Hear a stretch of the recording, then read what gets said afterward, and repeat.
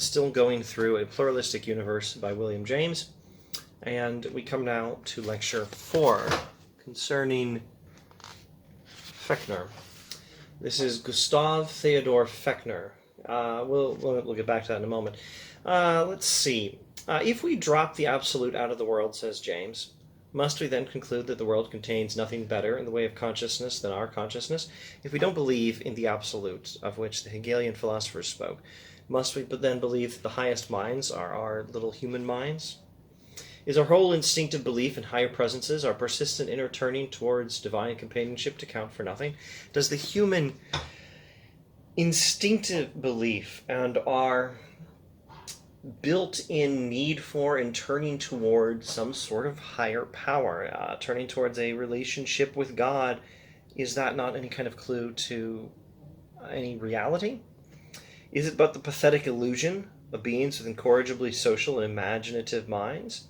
Such a negative conclusion would, I believe, be desperately hasty, a sort of pouring out of the child with the bath. Throw the baby out with the bathwater if you want, and say that the Hegelian philosophy of the absolute doesn't make much sense, and therefore we should just reject all kinds of religion altogether.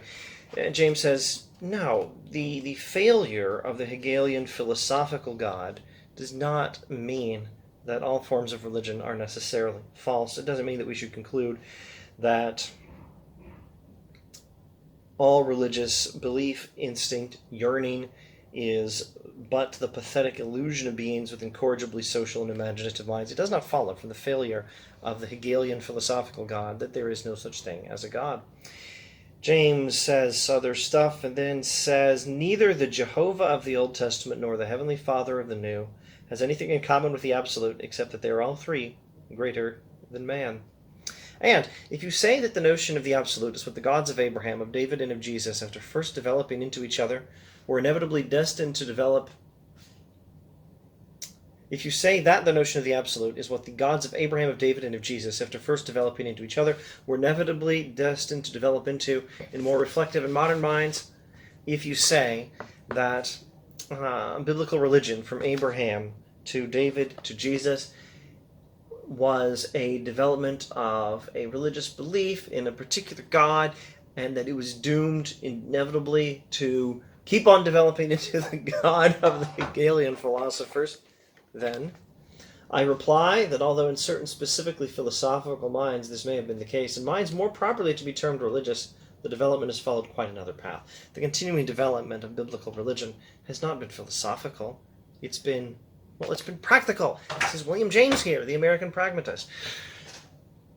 Religion is practical. Hegelian philosophy is not so practical. That's what's wrong with it. Don't say that all practical forms of religion should be thrown out just because some Hegelian philosophical concept of God turns out to be not a very practical idea. It turns out to be turns out to have built-in unsolvable mysteries concerning evil in the universe. Don't throw out all religion just because the Hegelian philosophical religion failed. Biblical religion is of a very different nature than Hegelian religion.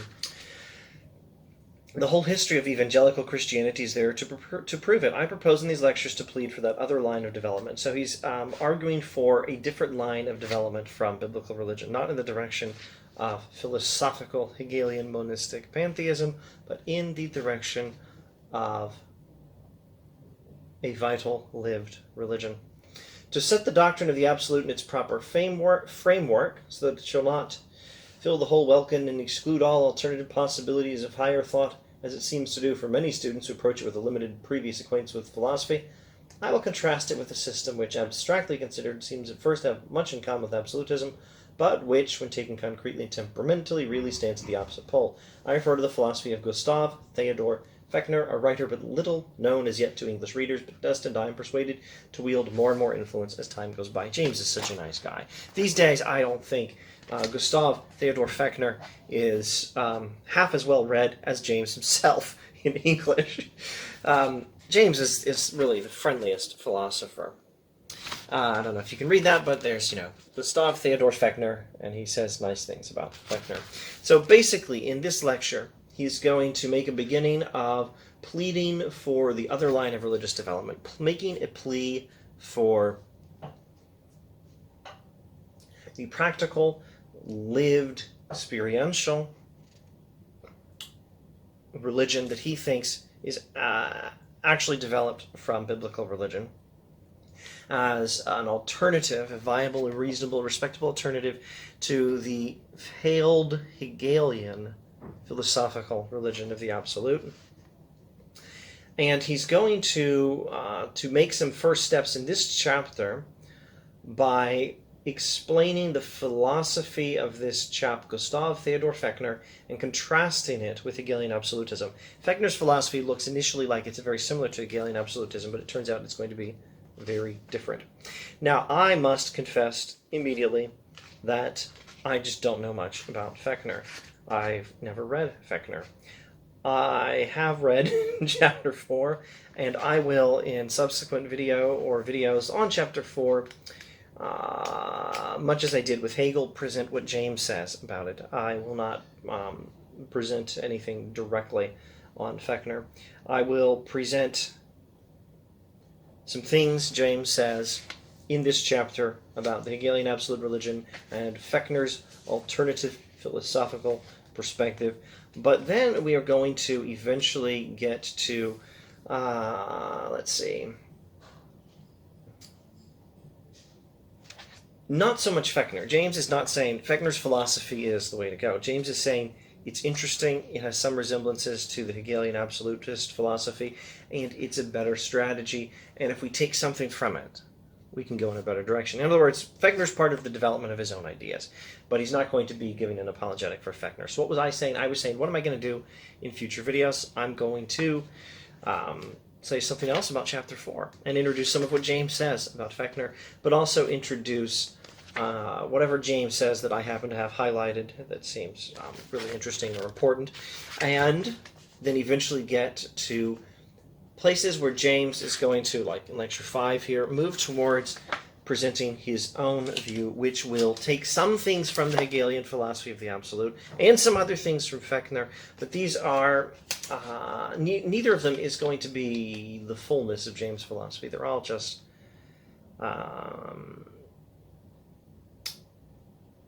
useful perspectives worth considering that are partially right. And we have to negotiate between the advantages and disadvantages of these theories and other priorities in order to arrive at a proper understanding of religion. Anyway, I fear I've talked too much and said very little in this video. I hope I don't do that very often. I probably do that all the time. Try a quick one-sentence summary of everything. In a pluralistic universe, William James, one of his later writings, is arguing that we can reasonably disagree with the Hegelian philosophy of the absolute and have a philosophy that has some resemblances to Hegelianism and being pantheism of a sort, but a pluralistic pantheism. There is a divine aspect to the whole of reality, but not all reality is one. Not all reality is one God. There is such a thing as reality that is outside the control of God. We may reasonably believe in a finite God, and we may believe in a pluralistic universe as an alternative to the Hegelian philosophical, monistic, pantheistic conception of the universe. And this belief has some things in its favor. It will avoid the logical problems of Hegelianism that we talked about in the last video, and it will be a much more practical religion. There was my summary. Sorry I said anything about trying to keep it to one sentence. I did try, but I failed. Anyway, one paragraph summary. More of lecture 4 next time. Thanks for watching.